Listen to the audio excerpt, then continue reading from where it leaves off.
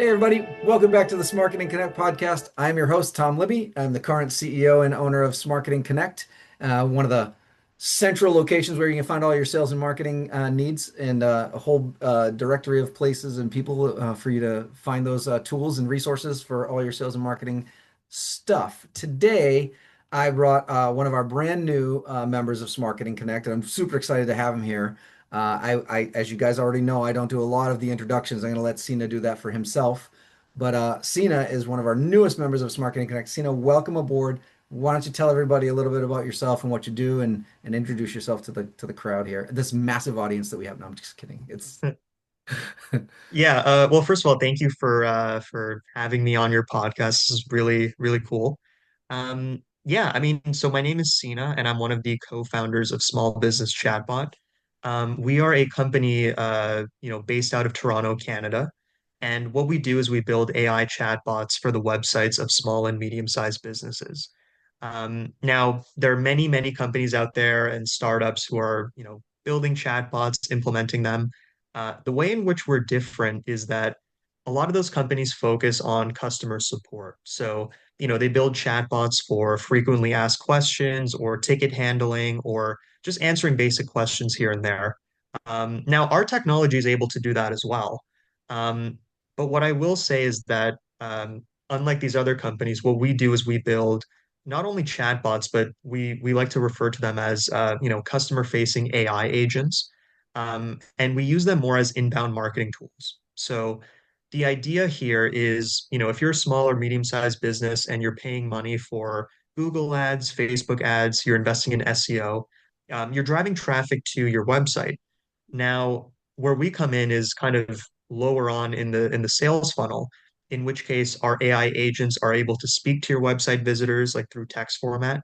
They're able to answer their questions, they're able to collect their contact info, they're able to qualify them and also nurture them, and then book them directly into the business owner's calendar. So whether that be for an introductory call, for a demo, for an in-person consultation, or even for a direct purchase. So that's kind of what we do in a nutshell. Is we really focus on allowing businesses to make more money and capitalize on their inbound traffic. So yeah, our agents are very much an extension of your brand rather than just a chatbot that's kind of sitting on your website. awesome. So, so you used a phrase that sometimes drives me a little bonkers in our world, in the consulting world, which is small to medium sized businesses, right? But I'm assuming you have some sort of sweet spot. Like what kinds of companies and what size companies are really deploying this technology? Yeah, for sure. So I would say that generally speaking, our technology is best for businesses that fulfill two requirements. And I can also talk about size afterwards. But the two requirements that we kind of focus on is website traffic and the company's pricing. So the first requirement is, does your website get at least 400 visitors per month? So in other words, 100 website visitors per week. Now, to be fair, that's not like a hard rule. We have clients that are successful with less than that, but that's more of a guideline, 400 website visitors a month. The other component is if they are a high ticket business. So what we mean by that is if every sale that you make is generating $500 in revenue, that's also the other component. So if you have 400 website visitors per month and you're selling a product for $500 at the minimum, you're going to be very successful with our technology, regardless of how much money you're making. Now that being said, the kinds of businesses that we typically serve are, I would say, companies in the 2 million to $20 million range. Again, it doesn't have to be that size. Those are just our current clients, and where they generally are. So that's kind of the sweet spot for us. But what we like to focus on more is, do you have 400 website visitors a month? In addition to that, are you also paying for Google ads, Facebook ads, investing in SEO to drive that traffic? And then are you charging, $500 for, or at least a high amount for your product or service? So yeah, that's kind of who we serve. I love that because you telling me that tells me that you're focused on the ROI of the deployment of your technology, right? So that's really super cool that you want the technology to have a positive impact and actually pay for itself, which is phenomenal. So this next question is more about, and I have one rule in this next question. You're not allowed to say your own, right? You're not allowed to Sure. say your own technology, but you are a startup company, you're a small business yourself. What tool do you think every small business has to deploy like right now? Like every small business and small business owner should be thinking about or should have into their in their toolbox like right out the gate. Yeah, I mean, for me personally, I don't know if this would count as a tool, but I think the a lot of the small businesses that we speak to are local. So they mainly serve people in their community or in their city and sometimes in their state, statewide. For me personally, I think using, local SEO is just such a game changer. For me personally, at least. We have clients who work with digital marketers and use local SEO. And it really it's fascinating seeing how far they go. You know what I mean? I think local SEO in general is just it's so powerful in the sense that yes, you do have competitors, but it's not that intense. Yeah. It's very much like, hey, let's just get ourselves in front of the users that we want, and then yeah, just kind of take it from there. Yeah. And I also can't imagine ChatGPT can get rid of that, at least not for a very long time. So Not yet. Not yeah, not yet. Agreed. Okay, so another thing that pops up all the time, right, is and we want to know things like this, which is so what are the challenges that small business owners actually bring you in to solve? Like what like what's the actual problem that they go, I have to bring in Cena because this is the problem we're seeing and I know Cena is going to be able to solve this for us. What would you say to that? Like what are those kinds of challenges that you see?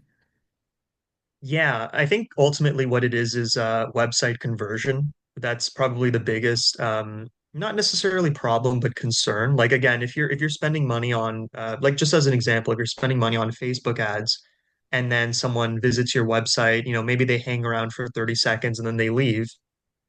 Um, it's not technically wasted money because, you could put them into a sequence or what have you, but overall, like you want people to convert as quickly as possible, leave their contact info, Yeah. just kind of get them through their sales funnel. So for us, it's very much, if people are spending money on, uh, you know, ads and SEO and they're getting the traffic, but they're not getting the conversions, that's where we really come in to help. So I would imagine that like website people that are actually designing websites are good partners for you. Is that am I correct in thinking that like that you team up with website and website people, website designers and developers pretty frequently? Yes, yeah. So I think the kinds of people we really like to partner with are, obviously digital marketing agencies, people who run ads for these smaller and medium-sized businesses. I would also say web developers are really great, specifically if you specialize in like WordPress or Webflow, and you're charging a lot of money because that means that the small business really relies on the internet to drive a lot of their business. If they didn't need the internet, they would just, they would use maybe like a basic website builder or something like that. But yeah, so digital marketers, web designers, web developers. I would say fractional executives are also pretty great partners. And interestingly enough, like I've actually had a few conversations with cybersecurity analysts Oh, who can help, which I didn't like intuitively, I never really realized it, but I kind of thought about it more. And I'm like, well, if you're a cybersecurity consultant, you're serving businesses that really rely on the internet and have complex back-end systems. And so they're getting a lot of website traffic. So it actually makes perfect sense. So yeah. yeah, I would say th those kinds of people are really good partners for us. Yeah. All right, so I'm just going to throw it out there, everybody, because I'm going to move on to the next question. But if you are one of those people and you don't have somebody like Cena on your team, you should probably reach out to him here. Okay, so Cena, so the next question is more about sales or marketing advice, right? So if what kind of advice would you give a small business owner if they want to go hire maybe one of your partners, right? So either a marketing agency, digital marketing agency, a sales consultant, somebody like that. What's the one piece of advice that you would give them prior to hiring those people? What would you say to them? Yeah, so I'll say this, like I've kind of been doing this full time for the last 10 months, and I feel like for the most part, when you're doing whether it be, transactions with small businesses or meeting partners or whoever it might be, it's really all about trust and relationships. And I've had really good experiences, I've had really bad experiences, and it's usually because of the attitude of the other person that I'm dealing with, um, and also their intentions, right? So something that something I suppose like some really good advice I could give a small business who's looking for a digital marketing agency is, have at least a few calls with them, like probably 3 to 4 calls before you actually, you know, go through with making a payment. And I say this because somebody who is really not going to be a good partner for you or be a good, business partner for you, um, they're going to be frustrated after the second call and they're going to start getting pushy. They're going to be like, hey, like you need to sign on now. Like this is our final call. But I think the really good, it doesn't matter what the context is, really good business people are just people who are like, oh, like, do you need we can do another hour and address your concerns. Okay, let's continue. Now, that's not to say they're going to be on 10 calls with you. Like, obviously, there has to be progress every single call. But if there's progress every single call and they're willing to continue to, assure you, give you peace of mind, like those are the kinds of people that you really want to work with. And thankfully I've met, a few of them and they're really, really awesome. So yeah, it's very much about the relationship in my opinion. I kind of like that advice though, like force them into building an actual relationship before you say yes to working with them. Because here's the other thing too, that sets the stage for if it doesn't actually work out, you can still part ways as friends instead of like Right. getting disgruntled and not feeling like they know you well enough to, yeah, I actually like that advice. All right. So the next question here, Seena, is my favorite question. It's the most important question we ask everybody on this podcast. So you have to take it seriously, okay? I'm just Sure. setting the stage here for you because I want to know that if you could be a superhero, any superhero you want, like who would it be? And you got to tell us why.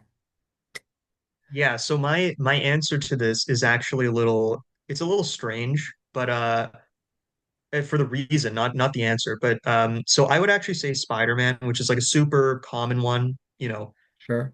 but it's actually because I like Peter Parker's lifestyle. Like I just think it would be so cool to just hang out in Queens. You got your friends, you're hanging out with your aunt. You know what I mean? Like, and like when I watch Spider-Man movies and I'm watching him as Peter Parker at the beginning, I'm like, oh, that's so much fun. You know what I mean? Like it reminds me of my own life and how it's so chill. Yeah. Um, but that's the thing. Like there's some people who are like, oh, I want to be Bruce Wayne because he's like this billionaire and he has this awesome car. And I'm like, yeah, that's fair. But I also kind of like the neighborhood guy. So Yeah, yeah, for sure, for sure. And if you watch any of the Batman movies, the guy who plays Bruce Wayne he's never a nice guy in his Bruce he's never Wayne. happy. Yeah, Yeah, he's exactly. exactly. So yeah, I get it. I totally get it. I actually like that answer. I like that one. Okay, so last bit of business here on this episode of the podcast here. We like to pay things forward. We like to promote our peers. So we wanted to know who would you give a shout out? What kind of expert or partner that you have that you just think does an awesome job and you just think that they should be recognized for doing so. And we'll tag them in this, by the way. So we're going to tag them in this when we post this podcast on LinkedIn. We will tag them in it. So make sure you're clear about who they are and what they who they are and what their name of their company is, and just so I know who to tag. But who would you give kind of a shout out and kind of pay it forward and wouldn't even mind seeing on this podcast if we were able to set it up. Sure. Yeah. So I've over the last month, I've met a few really great people through Smarketing Connect. Unfortunately, I haven't really been able to develop the relationships as much as I want yet for me to give a shout out. But if I were to give like a shout out to someone that I've worked with, with helping clients and everything, it would be Olivier Noel, who is the founder and owner of Ethos Consulting. Um, Genuinely one of the nicest people that I think I've met. Uh, just in the world of business, but also just outside of that as well. Sure. He really, really cares about his clients. And he was one of our first clients, and we actually, it's a really interesting story, but like we had like a few calls together. I think it was like 3 or 4 calls before we installed the chatbot on his website. And he ended up liking it so much that he was like, oh, like I can see how valuable this would be for my clients, right? And what's really cool about it is I told him, I'm like, hey, we can pay you like a commission because you're introducing us to so many people. And he's like, no, no, it's cool. Like I just want to make sure that they're successful, and your chatbot's going to help them make more money. And I'm like, yeah, this is exact. See, it's what I was talking about earlier. Like someone like that is like great to work with. Like if you're a client of his, you're going to be taken care of. So, and to this day, like we still work on projects together. Yeah, just a really, really lovely person. Like I can't say enough And good things his about him. Yeah. is it Olivio? Oh, it's Olivier. So it's Olivier. Sorry. Olivier. No, no, all good. I can send his LinkedIn profile afterwards if you like. Yeah. That sounds great. So Olivier, just kind of look out for it because we're tagging you in this. Anyway, so that is the end of this episode of the podcast. Sina, I want to thank you very much for being on here with me. You are an amazing guest. You're an amazing expert, and I love what you're doing with the tech and the website. So, um, thank you again for being here with us. Yeah, thank you. Thank you so much for having me. Like this is really nice, and yeah, looking forward to seeing you again. And for everybody else out there, keep selling.